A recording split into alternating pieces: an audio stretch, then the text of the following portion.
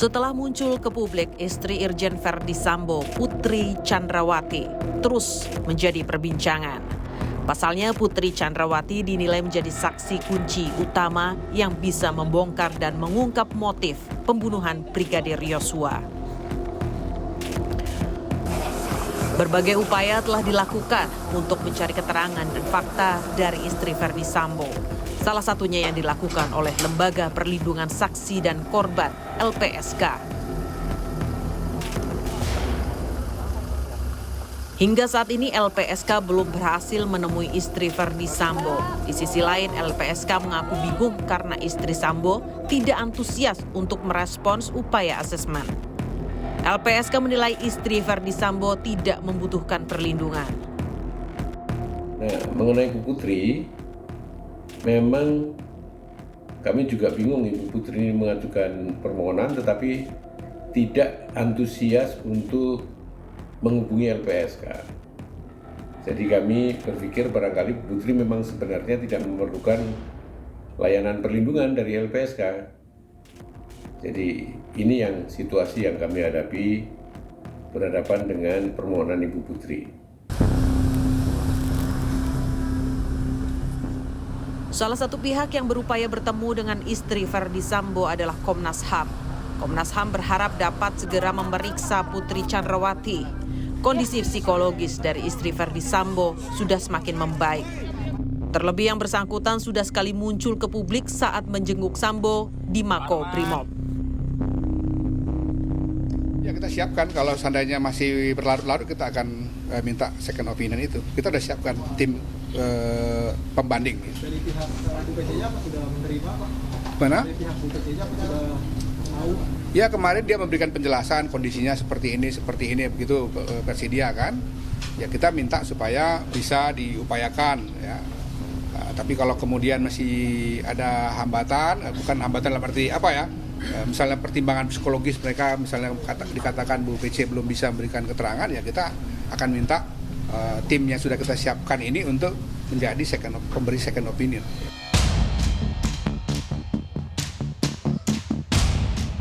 Hingga kini polisi telah menetapkan 4 tersangka dalam pembunuhan Brigadir Yosua Huta Barat. Seluruh kesaksian dari tersangka dan para saksi sangat penting untuk mengungkap kasus pembunuhan Brigadir Yosua.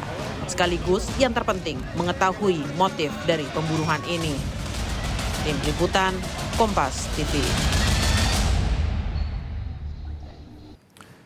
Setelah sempat muncul ke publik, kesaksian dari istri Irjen Verdi Sambo, Putri Chandrawati, begitu ditunggu. Kesaksian Putri Chandrawati dinilai sangat penting untuk membuat terang kasus pembunuhan Brigadir Yosua, khususnya soal apa motif dari pembunuhan ini. Kita akan membahasnya di Dialog Sapa Indonesia pagi hari ini bersama sejumlah narasumber.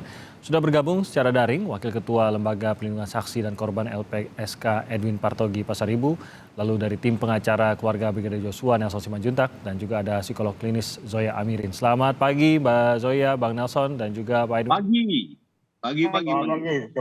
Terima kasih sudah bergabung bersama kami. Saya ke Pak Edwin terlebih dahulu. Jadi statusnya bagaimana Pak Edwin dari Putri Chandrawati ini khususnya dalam LPSK, karena sampai saat ini setahu kami tidak sempat ada perbincangan yang benar-benar menyentuh pada pokok permasalahan ataupun asesmen yang benar-benar mungkin sesuai standar dengan LPSK, dan pembicaraan sampai saat ini dengan LPSK masih cukup sulit, masih belum mendapatkan informasi apa-apa. Apa update-nya Pak Edwin? Ya, sebagaimana disampaikan Timothy, begitulah adanya ya.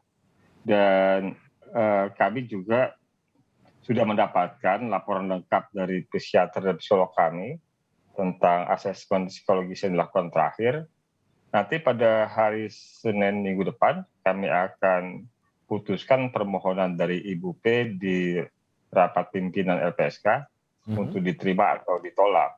Itu sesuai dengan tenggat waktunya atau memang karena selama ini belum berhasil? Baik, Mbak Edwin. Sesuai dengan tingkat waktu, ya. Dan sebenarnya kan begini ya, ada beberapa momen di mana Ibu P ini bisa bicara, ya. Setidaknya pertama yang nampak oleh publik ketika di depan Mako Brimob. Kedua, ada proses pemeriksaan yang bersangkutan sebagai saksi atau terperiksa dalam proses hukum di Barreskrim, ya, di mana yang bersangkutan menyampaikan keterangan, gitu, Kepada Barreskrim. kepada Barreskrim, pada penyidik, gitu, ya. Gitu. Tapi kenapa sebagai pemohon yang meminta dibantu, ditolong oleh LPSK, malah tidak menunjukkan respon, tidak antusias terhadap yang dimohonkan, sesuatu yang dimohonkan. Namun di sisi lain juga posisi LPSK, kami kan bukan tukang stempel saja, kami kan harus membuktikan bahwa yang dimohonkan itu benar. Jadi pertanyaannya, benar nggak peristiwa yang dilaporkan sebagai pencabulan? Benarkah kalau ibu mengalami trauma, depresi, itu karena peristiwa yang mana? Karena setidaknya kalau merujuk pada laporan polisi yang ada, ya, di minggu pertama pada pasca Polri menyampaikan kepada publik tentang peristiwa ini, yaitu tanggal 11 Juli, itu ada 2 LP. Jadi 2 LP, yaitu LP pencabulan, ya, terhadap Ibu P dengan LPB, dan LP percobaan pembunuhan dengan model A, gitu loh. Percobaan pembunuhan kepada Barada E, ya. Oke. Itu dengan LPA, model A, artinya polisi sebagai pelapor, sementara cabul itu dengan LPB berarti Bu Putri sebagai pelapor. Oke. Nah, jadi kemudian minggu berikutnya baru ada laporan dari kuasa hukum almarhum Joshua untuk pembunuhan berencana, ya. Jadi kami berangkat dari 2 LP yang awal itu, karena 2 LP awal itu yang menjadi posisi bahwa Barada E dan Ibu P sebagai orang dalam subjek hukum pada proses hukum itu, gitu. Oke. Kalau komunikasi dengan kuasa hukumnya bagaimana? Karena kan komunikasi langsung dengan Ibu Putrinya ini masih terkendala kondisi dari Ibu Putri sendiri. Tapi kuasa hukumnya sendiri meyakinkan masih butuh atau tidak ini sebenarnya, Bang Edwin, perlindungan dari LPSK bagi Ibu PC? Iya, dari sejak awal sepertinya ada yang disalahpahami, ya. Disalahpahami itu bahwa kalau mengajukan permohonan perlindungan ke LPSK seketika dilindungi, gitu loh. Jadi seketika dilindungi, dan itu status itu sebetulnya menjadi salah satu harapan, ya, gitu loh. Artinya kalau menyangkut soal rehabilitasi psikologis atau psikiatrinya atau medisnya, saya rasa secara personal Ibu P dan keluarga punya kemampuan itu, ya, gitu loh.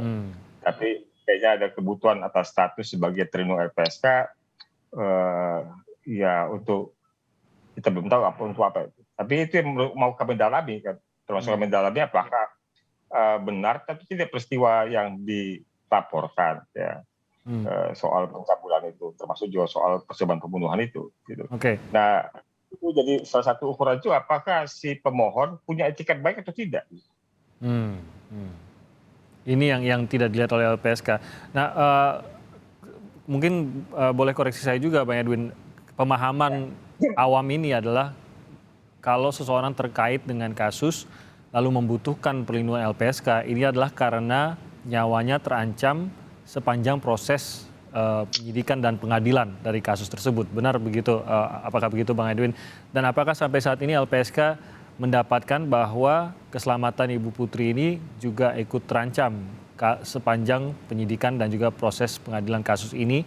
Apakah terdeteksi demikian, Bang Edwin? Ya, benar sebagian, Timothy, tapi tidak menyeluruh. Tepat begitulah, ya, gitu. Kalau kita membaca Undang-Undang Perlindungan Saksi dan Korban, perlindungan adalah pemenuhan hak dan pemberian bantuan kepada saksi dan korban. Ya, satu itu. Kemudian, memang salah satu komponen soal ketika kami melakukan penelaahan terhadap suatu permohonan perlindungan, salah satu komponen yang kami periksa ada tidak ancaman. Gitu loh. Jadi ada sifat penting keterangan, ada soal tingkat ancaman, ada soal apakah dari peristiwa mengalami situasi medis psikologis yang perlu penanganan, termasuk kami mendalami track record dari pemohon. Itu hanya salah satu saja yang menjadi rujukan kami, bukan segala-galanya, Timothy. Tapi karena juga di sisi lain, kalau menyangkut beberapa tindak pidana, itu di undang-undang memang dibunyikan sebagai tindak pidana yang menjadi prioritas untuk LPSK tangani kepada saksi, korban, pelapor, ahli maupun saksi pelaku yang bekerjasama atau justice collaborator. Yaitu tindak pidana tertentu itu yang dibunyikan oleh undang-undang, pelanggaran HAM yang berat, terorisme, kemudian korupsi, pencucian uang, kekerasan seksual masuk, gitu. Human trafficking, perdagangan orang, kemudian penyiksaan, penganiayaan berat, narkotika, ya, dan psikotropika, dan ada yang sifatnya lebih umum, dan tindak pidana lain yang menyebabkan posisi saksi dan korbannya terancam keselamatan jiwanya. Gitu. Nah, dalam konteks ini saya mau lengkapi dulu ya, bahwa pada korban kekerasan seksual, memang di Undang-Undang Perlindungan Saksi dan Korban itu dia punya kesempatan untuk bisa mendapatkan rehabilitasi. Salah satu, jadi dia bisa mendapatkan rehabilitasi medis, psikologis, dan psikososial. Itu Bang Timothy. Jadi walaupun tidak ada ancaman buat tindak pidana tertentu, yaitu perdagangan orang, kemudian penyiksaan, penganiayaan berat, kekerasan seksual, ya, itu memang di undang-undang dibunyikan mereka dapat mengakses rehabilitasi medis, psikologis, dan psikososial. Dan itu yang dugaan LPSK, mungkin itu yang dicari oleh Ibu PC ini pada saat meminta perlindungan ke LPSK. Namun ya seperti yang disebutkan Bang Edwin tadi, kok tampaknya sudah kurang antusias saat ini justru dari Saya rasa bukan di soal itunya, Timothy, bukan soal apakah dia membutuhkan layanan rehabilitasi itu, karena tadi saya sampaikan secara pribadi Ibu PC memiliki kemampuan lah. Kalau untuk merehabilitasi dirinya ya. Untuk memenuhinya sendiri gitu ya. Tapi memang ada kebutuhan terhadap status sebagai terlindung LPSK. Oke, baik, saya ke Bang Nelson. Saya jadi teringat pada saat pemakaman dari Brigadir J setelah otopsi kedua, di mana ibunda dari Brigadir J ini memang ada menangis sambil meminta, setahu saya ini maksudnya adalah Ibu Putri untuk mengungkap sebenar-benarnya apa kejadiannya. Bang Nelson pasti juga masih ingat, videonya pun sempat viral juga. Bagaimana melihat perkembangannya, Bang Nelson, mengingat sampai sekarang belum ada keterangan khususnya juga kepada LPSK maupun kepada Bareskrim yang sebenar-benarnya detail apa yang diketahui oleh Ibu PC terkait dengan kasus tersebut, Bang Nelson. Terima kasih para pemirsa Kompas TV, saudaraku Timothy, Bapak Ibu narasumber. Saya senang sekali senantiasa Kompas TV bersama dengan kami dan ajas berimbang dilakukan. Untuk pagi ini sebuah topik bagus, menanti kesaksian ya, istri dari Fantasiera atau Papa Charlie. Terkait tadi dimundurkan ke belakang pemakaman kami yang selama ini ada. Sulit sekali kesaksian ini, udah sebulan lebih. Kata kunci adalah mulai boring kita ini. Hukum ini mau dibawa kemana? Saya alihkan dulu. Kadangkala media-media apa lagi yang mau kita sajikan? Ini bukan tugas-tugas kita. Terkait dengan topik dialog pagi ini adalah menanti. Indah sekali besok pagi KTP-ku berubah ini jadi Pilsub ini. Ahmad Albar dengan lagunya Dunia Panggung Sandiwara. Ini kan bisa kita buka pasal-pasal. Tugas siapa ini? Kemana dia? Minta perlindungan ke sebuah lembaga. Ditolak. Malu nggak kita ini? Itu kan ada. Kalau saya tidak keliru pasal 159, pasal 200 sekian sampai di KUHP itu kesaksian. Penyidik ini wajib hukumnya memanggil. Dan bisa kita lihat tadi pagi Kompas ini kalau ada teroris, penjahat lain, langsung dipakein baju orange. Ada apa ini? gelar perkara dan sebagainya. Ini kok seperti ada bujuk rayu, ada apa? Sampai kapan? Kalau memang harus datang, berkali-kali dari kami sebut, lembaga hadir hari ini. Mudah-mudahan Mbak yang cantik jelita dari psikolog, datang aja ke lembaga firma hukum kami. Ini kami teriakin selama ini. Duduk-duduk kita sama-sama, minum kopi, apa yang kita katakan. Kalau kembali ke keluarga, cover both side ini, kami kan menunggu ibunda klien kami, sebagaimana yang diutarakan saudara Timothy tadi. Nun jauh di Sungai Bahar sana. Inikah keadilan? Inikah justice for all yang kami harapkan itu? Sudah ada 4 tersangka loh. Ini ya. Ini dari awal kami nggak berubah pasal-pasal yang kami sajikan. Tidak meleset satupun. Bahasa yang tembak-menembak sudah sirna. Sudah pembunuhan, sudah lain-lain. Ya. Nah, harus kemana lagi kita? Satu lagi, lie detektor ada, katanya kita udah canggih. Tinggal apalagi yang kita tunggu otopsi. Dan tentunya harapan kita, Bapak-Bapak yang terhormat, penyidik-penyidik yang profesional, presisi, dan yang harapan kita ke depan untuk bisa dilakukan. Ada daya paksa. Ada hal-hal teknis lainnya. Ada minta data ke rumah.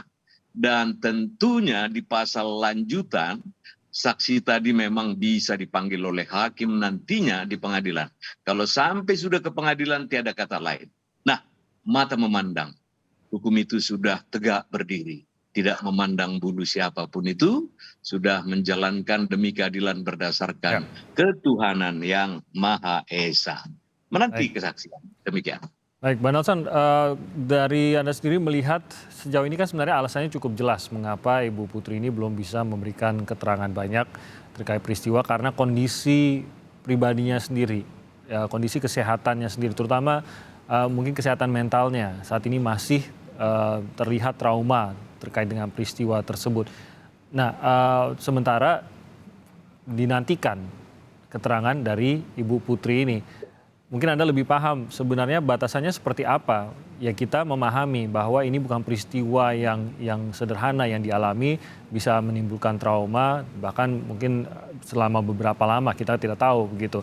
Tapi di sisi lain kan penyidikan ini juga terus berjalan dan penyidikan bahkan dari Presiden dan Kapolri pun memang menuntut ini dilakukan seterang-terangnya dan secepat-cepatnya agar bisa benar-benar jelas mengenai kasus ini. Itu di mata hukum bagaimana tuh Bang Nelson, mengingat satu sisi ada kemanusiaan, kita memahami bahwa kondisi manusianya belum bisa banyak dimintai keterangan, tapi di sisi lain penyidikan ingin dipercepat, ingin secepat-cepatnya bisa seterang-terangnya kasus ini. Terima kasih Bung Timothy dan Bapak Ibu pemirsa dimanapun berada. Ada Permenkes yang cukup lama lah pernah kita daya gunakan baik untuk birokrat, baik untuk masyarakat umum. Kedokteran juga begitu. Dokter umum, kenapa hal yang sulit? Satu kali kita panggil dia, tidak ada jawaban. Minggu depan, panggil lagi. Ada beberapa PP yang menginstruksikan untuk negara melindungi segenap bangsa Indonesia. 2 kali, minggu depan 3 kali. Nah ini dokter sudah harus menentukan berketetapan tetap. Ini dia bahasa hukumnya ya. Permen itu yang saya lupa, nanti bisa kita diskusi. Intinya hanya satu. Di sana dikatakan orang ini terganggu jiwanya. Orang ini sudah memiliki penyakit mental tetap. Dan terakhir, orang ini berhak bekerja kembali dan bisa perawatan. Kategori di mana kita masukkan beliau ini? Atau penduduk lain? Atau warga negara lain? Ini jelas gamblang semua. Tidak ada revakum, tidak ada hukum itu yang kosong. Karena Undang-Undang Dasar 45 sudah mengatakan siapapun akan dilindungi. Jadi terlepas dari itu semua, ibu itu bisa tampil malam-malam di Depok, bisa ya dengan tidak melanggar hak ajasi, dengan sang pengacara, penasihat hukum keluarga didampingi, mata dunia memandang apakah ibu itu tetap lagi disajikan ke depan, dan sampai hari ini gelap gulita, tidak ada apapun. Tetapi dari sisi pemeriksaan ini, dokter memberikan hasil yang seperti kami katakan ada 3 poin di atas. Oke, jadi akan sampai satu titik di mana asesmen itu akan bisa diberikan oleh tenaga ahlinya sehingga bisa benar-benar di bagian apa di mana ditentukan Ibu Putri ini kondisi kesehatan mentalnya. Ini mungkin saya langsung ke Mbak Zoya kalau begitu. Lagi-lagi Mbak Zoya, seperti yang saya katakan tadi bahwa kita memahami, kita tidak mau mengecilkan kondisi mental seseorang. Trauma ini bisa sangat-sangat berat. Tapi di sisi lain ada pihak-pihak yang menunggu kepastian keadilan hukum dan ternyata keterangan dari seorang saksi ini menjadi salah satu keterangan kunci yang bisa membuka kasus ini seterang-terangnya. Secara waktu apakah itu memungkinkan atau bahkan mungkin kita bisa saja sampai kepada titik di mana seseorang saksi itu karena terguncang trauma tidak bisa memberikan keterangan sama sekali, Mbak Zoya? Ya, kalau selamat pagi, saya juga sekaligus dalam acara ini mengucapkan turut berduka cita ya kepada keluarga dari Brigjen J. Ya, saya sampaikan melalui Bang Nelson. Jadi gini Timothy, kalau misalnya soal shock ya, ini saya kasih analogi. Kalau ada orang kecelakaan lalu kakinya patah gitu, tidak ada kan orang yang akan nyuruh dia untuk cepat-cepat berjalan. Ya. Nah kalau misalnya kita melihat kondisi mental seorang yang mengalami pelecehan seksual atau gitu ya kekerasan seksual, ini dalam konteks umum ya, gitu. Susah kan kita melihat lukanya dari luar, susah kan kita mendeteksi itu gitu. Shock pada seseorang kapan sih itu bisa dialami dan berapa lama harus dialami, itu sangat spesifik sehingga yang menjadi penting dalam proses ini dan dalam konteks ini, salah satunya adalah cara pengambilan informasi, cara pendekatan untuk kasus-kasus yang luar biasa, gitu, kasus-kasus kekerasan seksual, kejahatan seksual misalnya ya, atau ada dugaan kejahatan seksual sekalipun gitu. Soal nanti pembuktiannya bagaimana di persidangan itu urusan nanti, tapi begitu ada pelaporan, ya ada dugaan. Kita juga harus mensikapinya dengan cara yang berbeda gitu. Perspektif korban, misalnya ya saya kok agak risih ya dengan segala hormat kepada LPSK gitu ya dengan istilah kurang bekerja sama. Prosesnya ini ketika kita berbicara di depan orang, ya ketika kita misalnya tadi diambil contohnya kenapa kalau bisa pergi ke Makobrimob ya tadi kalau nggak salah Makobrimob untuk berbicara kenapa tidak bisa pemeriksaan. Nah kalau yang saya tahu pemeriksaan psikologis itu bisa sangat kompleks gitu. Saya sendiri kalau misalnya dalam bekerja saya tidak bisa misalnya melakukan pemeriksaan psikotes assessment dengan cara pengambilan yang sama. Ya dengan korban-korban yang sedang trauma apapun bentuk traumanya gitu ya. Nah cara pengambilannya, pendekatannya, pembinaan raportnya dan yang paling penting adalah bagaimana selama pengalaman saya menjadi pendamping gitu ya misalnya susahnya itu adalah dia merasa dituduh atau tidak dalam proses ini gitu. Nah itu kan yang kami semua tidak tahu gitu, saya juga tidak tahu dan proses ini menjadi penting untuk pengambilan. Jadi ya shock kita nggak pernah bisa tahu kapan kisahnya betul. Ya, dan di sini ada desakan bahwa gimana nih ini sebagai saksi kunci dan sebagainya. Yeah. Kalau saya melihat kalau gitu harus dilakukan segala cara teknik gitu ya untuk pendekatan, membina kepercayaan sehingga bisa lihat oke, apa yang kamu butuhkan untuk dilindungi. Lalu apa yang bisa kira-kira assessment yang paling masuk akal, cara yang paling manusiawi gitu ya, sikap yang tidak menuduh. Itu yang dibutuhkan oleh kebanyakan korban terduga pelecehan atau kekerasan seksual, Timothy.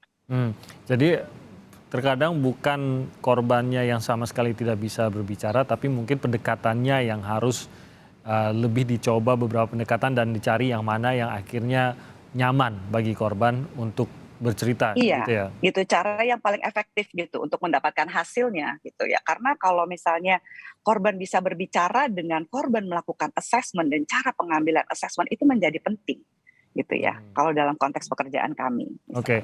Nah, kalau kita lihat dalam kasus ini kan sebenarnya permasalahan atau tuduhan pelecehan itu pun sampai saat ini kan belum disertai dengan bukti gitu Mbak Zoya. Nah, mungkin Anda bisa memberikan gambaran apakah dalam perlindungan bagi mereka yang sampai saat ini diduga melakukan atau dilakukan pelecehan terhadap mereka ini memang seperti inikah? Memang bukti itu biasa datang belakangan kah? Atau bagaimana sebenarnya Mbak Zoya? Itu sebabnya makanya perjuangan undang-undang TPKS ya, tindak pidana kekerasan seksual menjadi perjalanan panjang gitu ya. Kalau kita tahu dari tahun 2016 baru diresmikan pada bulan Mei kemarin. Itu karena salah satunya tidak semua, apalagi kalau kita berbicara mengenai pelecehan seksual atau kekerasan. Masalahnya kekerasan ini adalah salah satu, ini uniknya karena korban selalu malu ya, merasa ini adalah aib. Padahal dia korban. Harusnya kan yang merasa aib dan malu adalah misalnya pelaku gitu ya. Tapi dalam konteks ini mereka kadang-kadang tidak mau melaporkan ya karena penghakiman sosial yang luar biasa gitu. Ya, apalagi kalau misalnya orangnya high profile. Orang yang biasa-biasa aja ketika mengalami pelecehan gitu ya. Mulai dari di pinggir jalan sampai dilakukan oleh orang yang dikenal. Itu saja sudah memalukan, bikin shock. Kadang-kadang tidak mau melapor karena takut dibilang, aduh kok kamu bisa sih dilecehkan, kok ini sih bisa terjadi. Penghakiman ini yang membuat dugaan pelecehan seksual menjadi juga tambahannya jadi pelecehan sosial gitu. Hinaan-hinaan dan sebagainya. Ini mempersulit gitu kondisi korban gitu untuk bekerja sama. Nah ini nanti mungkin saya mau minta tanggapan dari Pak Nelson, karena sejauh ini kan Pak Nelson keluarga juga keberatan dengan tuduhan tersebut karena merasa juga tidak ada buktinya. Tapi di sisi lain kan kita dengar tadi seperti kata Mbak Zoya, justru memang seringkali peristiwa terjadi di tempat yang tertutup, seringkali bukti susah untuk dihadirkan dan korban pun malu untuk mengungkapkannya. Kita akan bahas lebih lanjut, kami akan jeda sebentar dan kembali dengan pembahasannya usai jeda.